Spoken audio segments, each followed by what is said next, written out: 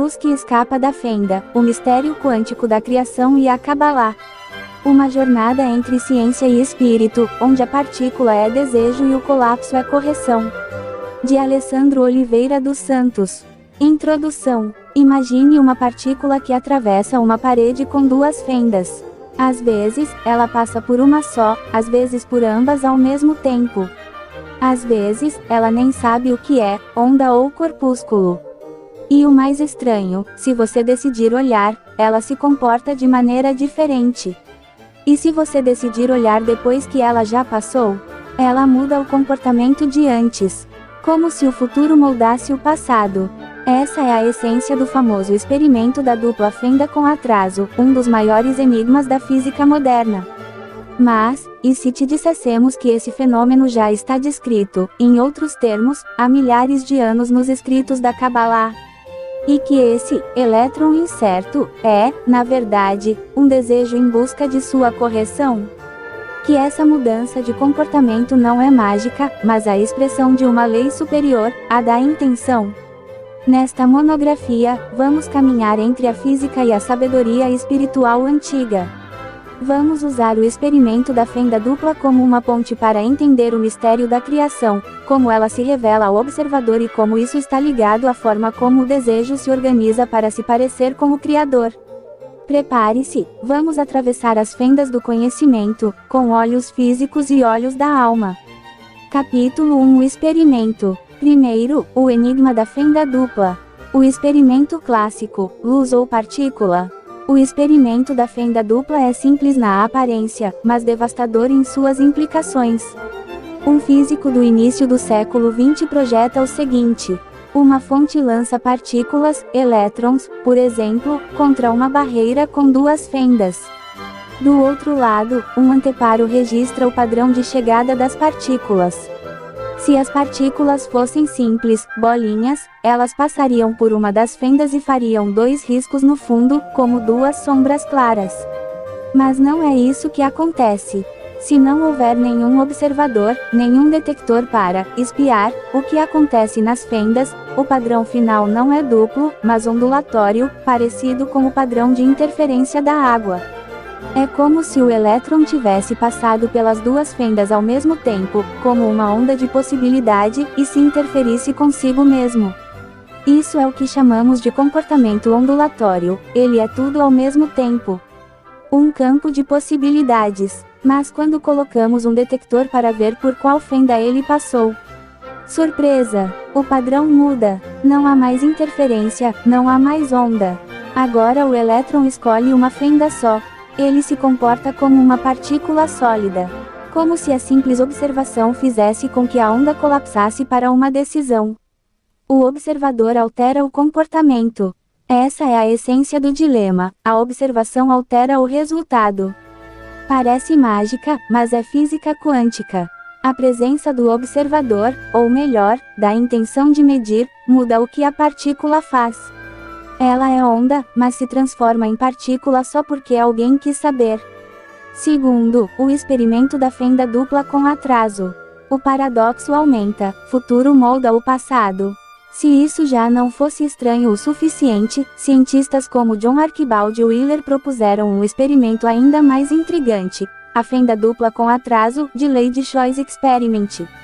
Nesse caso, o elétron já foi lançado, já passou pelas fendas, já deveria ter decidido se age como onda ou partícula. Mas só depois disso é que o experimento decide se vai medir ou não qual fenda foi usada. E, surpreendentemente, mesmo que a decisão de observar seja feita depois do evento físico, o elétron se comporta como se já soubesse. Ou seja, se decidirmos não medir, vemos o padrão de onda. Se decidirmos medir, mesmo tardiamente, vemos o padrão de partícula. É como se o elétron esperasse o futuro antes de escolher como se comportar no passado.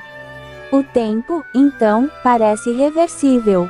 O presente altera o passado. Parte 3. A leitura cabalística do fenômeno. Na Kabbalah, isso é puro ouro. Porque aqui, tempo e espaço são percepções internas do desejo. E a verdadeira realidade não está no evento físico, mas na forma como o desejo se relaciona com a luz. O desejo como partícula, a luz como campo. A partícula representa o KLI, vaso, o desejo de receber. A luz representa o OR, a força de doação do Criador. A realidade espiritual acontece quando há equivalência de forma entre o desejo e a luz. Isso só ocorre quando há massacre, tela, uma resistência, um cálculo. A intenção é o colapso da função de onda. A função de onda, no mundo quântico, é o estado de possibilidades. Mas ela colapsa quando há um observador. Na Kabbalah, o colapso acontece quando a Kavaná, intenção. A intenção correta, ou seja, desejar receber para doar, cria o colapso da luz no desejo. Isso se chama Zivug de Haka, acoplamento entre a luz e o vaso.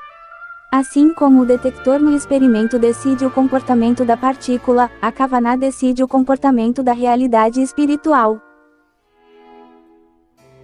Capítulo 2 O universo como teatro da intenção. O tempo invertido e a criação do passado. Na física quântica, o tempo parece fluir de forma invertida. O elétron sabe o que acontecerá e age no passado conforme a decisão que virá no futuro. Isso é um escândalo para a mente linear, mas para a Kabbalah, é uma terça-feira comum. Na sabedoria cabalística, o tempo não é linear, ele é psicológico e estrutural. O tempo é a distância entre causa e consequência dentro do desejo. Quanto mais grosso o desejo, mais tempo demora para entender que o prazer não é a fonte. Quanto mais refinado o KLI, mais rápido se percebe a origem das coisas. Segundo o Ari, Isaac Luria, todo o sistema da criação foi estruturado de cima para baixo, do Criador para a criatura, mas deve ser experimentado de baixo para cima, pela criatura retornando ao Criador. Por isso, tudo o que vemos já aconteceu, só estamos descobrindo o filme que já foi projetado na mente do autor. O futuro da realidade espiritual é fixo, é o Gemart Kun, a correção final. Mas o passado é construído pelas decisões do desejo agora. Assim como no experimento da fenda dupla com atraso, nossa escolha no presente altera o significado do passado espiritual. O que antes parecia uma queda, pode se revelar uma preparação. O que era escuridão, pode ser interpretado como tela. Tudo depende da intenção atual. Igulin e Yosher, círculos e linhas. Na Kabbalah, o Criador começa a criação com Igulin, círculos perfeitos. Isso representa a realidade sem distinção de formas, sem hierarquia, sem tempo. Tudo está contido em tudo. Mas depois, o Criador escolhe operar a realidade com Yosher, linha. A linha traz ordem, direção, progresso, transformação. É através dela que surgem os conceitos de antes e depois, causa e efeito. Igulin é a onda, tudo é tudo, simultaneamente. Yosher é a partícula, a caminho, a escolha, a estrutura. No experimento da fenda dupla, quando não há detector, vemos o comportamento circular, a onda de possibilidades. Mas quando colocamos o detector, a intenção, vemos o comportamento linear, a trajetória definida, uma escolha feita. Assim, o observador espiritual é aquele que instala dentro de si o Yosher espiritual, uma linha de desenvolvimento entre os pontos de seu desejo, usando o tempo, a intenção e a consciência. O Massaki, o detector espiritual. No mundo físico, o detector mede e colapsa a função de onda. No mundo espiritual, o Massaki, tela, é esse detector. Mas ele não apenas mede, ele resiste ao desejo de receber para si mesmo e calcula como usar esse desejo para doar. Essa resistência cria o Zivug de Haka, o momento do contato entre luz e desejo. É ali que nasce a realidade espiritual. Em termos simples, sem detector, o elétron é indefinido. Tudo é possível, nada é real. A criatura está no mundo de Igulin, sem estrutura. Com detector, o elétron assume forma. O desejo se revela com clareza. A criatura entra em Yosher, o caminho da semelhança com o Criador. É por isso que a Kabbalah insiste tanto em intenção, Kavaná. Porque não é o que você faz que importa, mas com que intenção você age. O desejo é a matéria da criação. A física moderna nos mostra que a realidade é instável, indefinida, subjetiva. A Kabbalah vai mais fundo, ela diz que a única coisa que existe é o desejo. Todo o resto, luz, partículas, tempo, espaço, observadores, são expressões desse desejo em diferentes níveis de correção. O mundo não é feito de átomos, mas de anseios. A substância da criação é a vontade de receber prazer. Mas não qualquer prazer. O desejo bruto quer prazer egoísta, e isso o destrói, como um elétron que interfere consigo mesmo.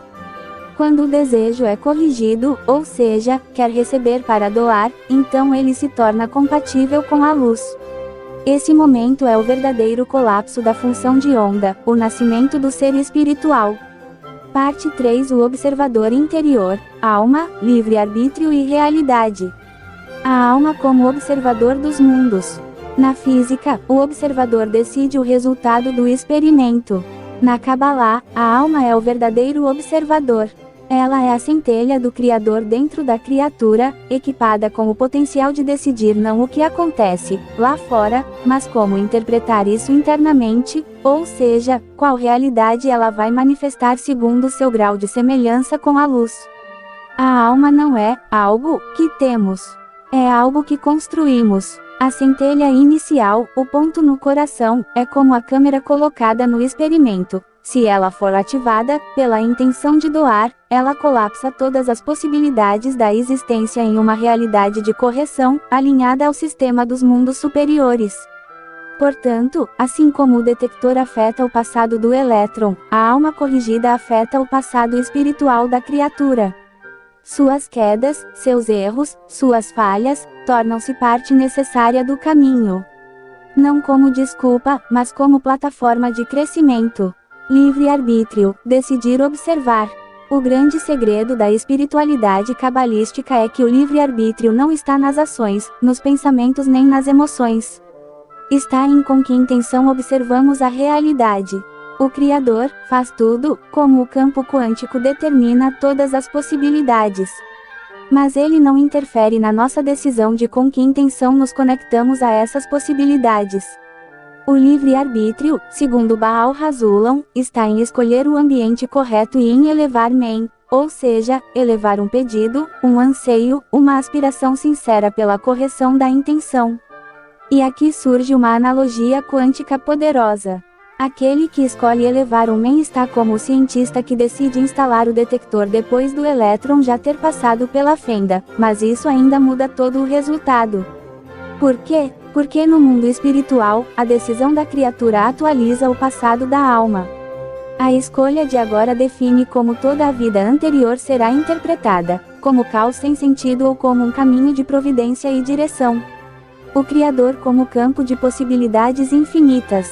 A luz infinita é como a função de onda universal, todas as possibilidades estão nela contidas. Mas ela não se realiza sem um KLI adequado. O Criador só existe para a criatura na medida da sua intenção corrigida. Por isso os cabalistas dizem que não existe Criador sem criatura. Não porque ele dependa de nós, mas porque ele é sentido apenas através da equivalência de forma com o nosso desejo. O Criador, então, não é uma entidade com forma. Ele é o campo de doação absoluta, e a criatura é o campo de recepção.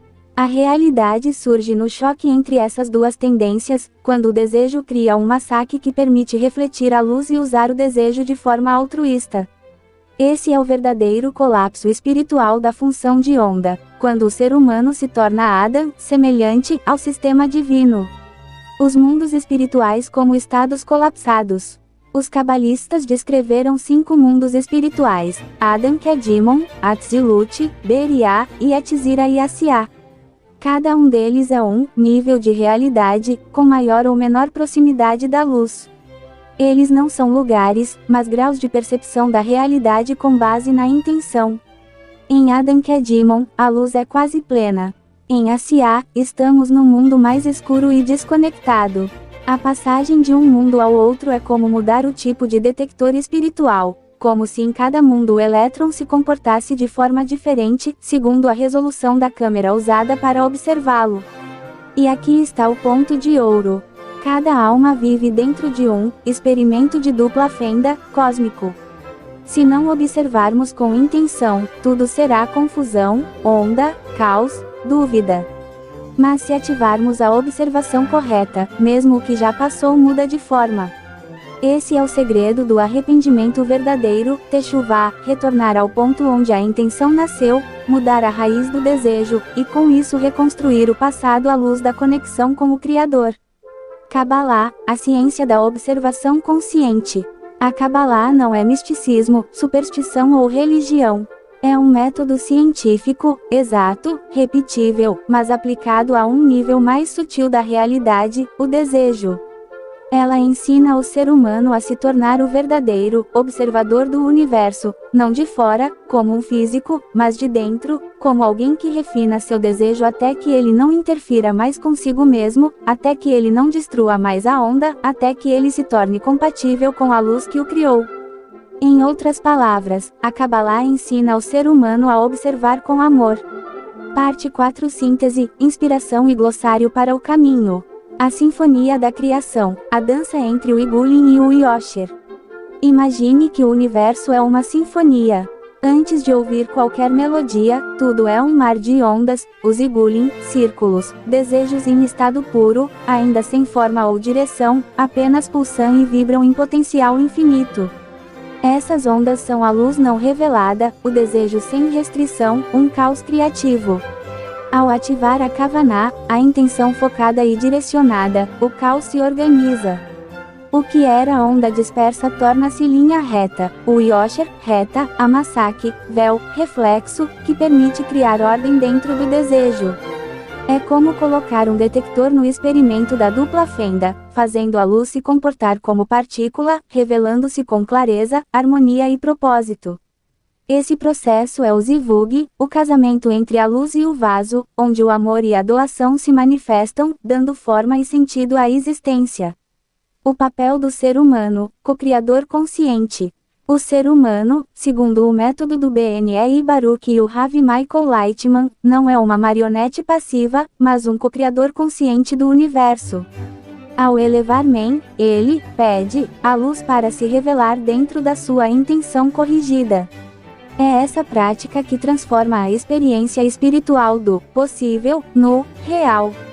Cada escolha, cada intenção, colapsa a função de onda espiritual, molda o passado e o futuro, e constrói a escada que leva ao Gemartikun, a correção final, o mundo perfeito. Conclusão visionária. Como diria o Rav Lightman, essa compreensão traz uma esperança concreta. Não estamos presos a um destino fixo, nem à linearidade do tempo. Somos seres espirituais em processo de despertar, que podem influenciar o passado para criar um futuro diferente, agora, no presente. O universo é um espelho da nossa alma, e a Cabalá é o método para entender o código que o governa. Ao elevar nosso desejo do egoísmo para a doação, colapsamos a onda do caos e revelamos a luz infinita. Esse é o segredo da criação. Somos tanto o elétron quanto o observador, tanto a onda quanto o detector.